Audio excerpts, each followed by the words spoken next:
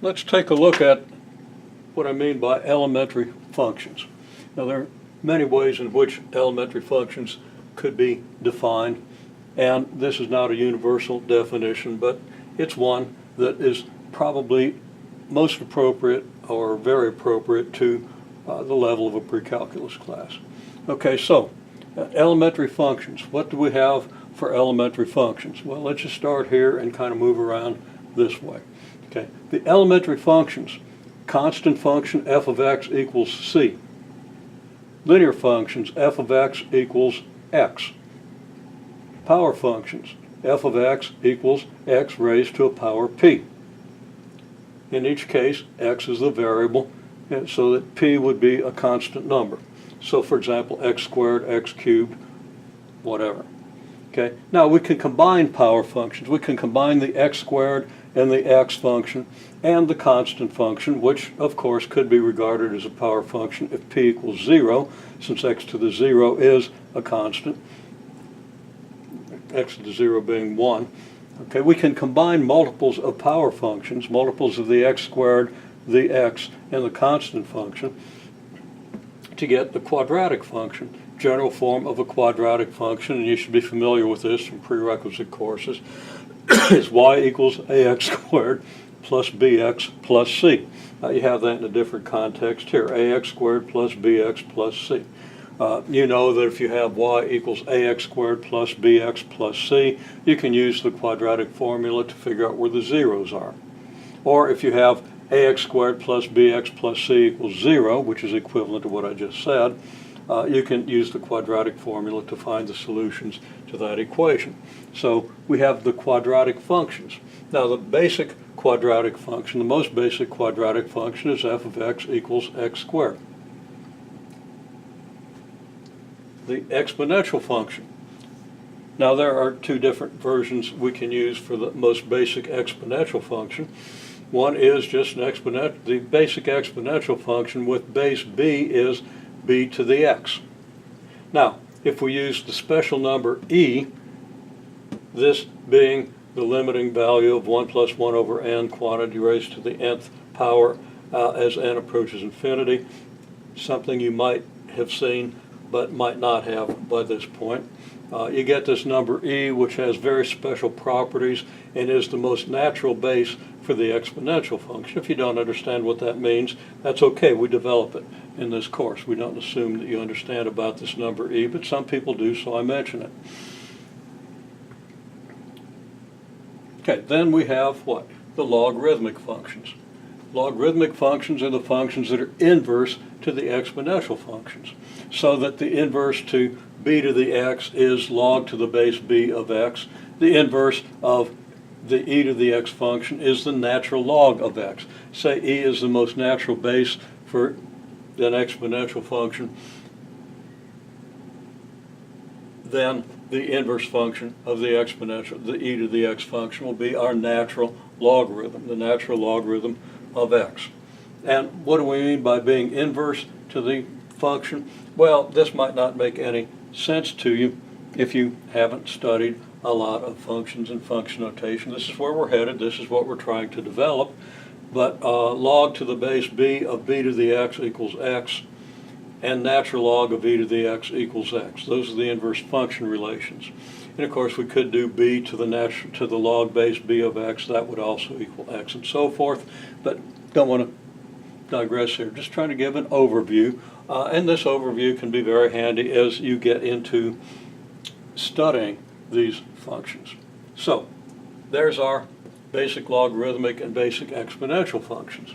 And then we have our trigonometric functions. The basic trigonometric functions are the sine function, f of x equals sine of x, tangent function, f of x equals tangent of x, the cosine function, f of x equals cosine of x. Then, in a manner analogous to the way the logarithmic functions are inverse to the exponential functions, we have the inverse trigonometric functions, which are extremely important if you're trying to solve a trigonometric equation. Just like log functions are really important if you're trying to solve exponential equations, exponential functions are really important if you're trying to solve logarithmic equations. So, Now, I haven't talked about any of this stuff in yellow. These are the generalized elementary functions. I'll do that in a separate video. We also have the floor and ceiling functions. F of x equals floor of x, which means that if you take x and take the biggest integer that's less than x, that's the floor function. And the ceiling function, indicated by this notation, the function that gives you the smallest integer greater than x. These are functions that are important for many applications, important throughout the study of mathematics, important for study that doesn't go beyond pre-calculus. So we need to talk about these functions. I would not really include these, and most people I don't think would include these among your elementary functions, but they're important functions.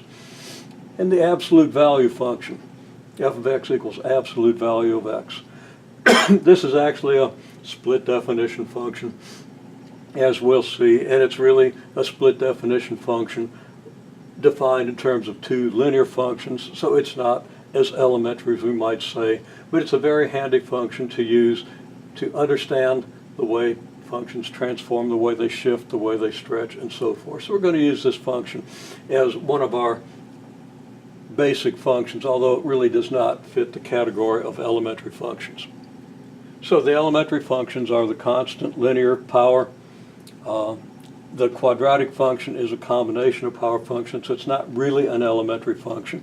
I forgot to mention polynomial functions. Polynomial functions, quadratic function is an example of a polynomial function where you combine the second power, the first power, and the zero power functions to get the quadratic function. And the most fundamental quadratic function is just the x squared function. Polynomials are obtained by combining powers of integer power functions. Powers where p is an integer. Okay, similar to what you did with the quadratic, but you can go to higher powers. The quadratic function really is, and the generalized quadratic function we'll talk about, really is a polynomial function. So quadratics are a subset of the polynomial function, but they're extremely important. Polynomial functions, you have some number times some power of x, some highest power, the nth power of x. And then you have another number times the next lower power, and so on, down to just a plain old number. That's something you should be, at this point, familiar with. Not a difficult thing to understand, but they can, of course, be pretty tricky to analyze. One thing in the analysis of power functions is any power function can be expressed as a product. This pi here means product. It means a product of functions of the form ax squared plus bx plus c. These would be quadratic functions. And, in fact, these would be regarded as irreducible quadratic functions. And linear functions, cx plus d.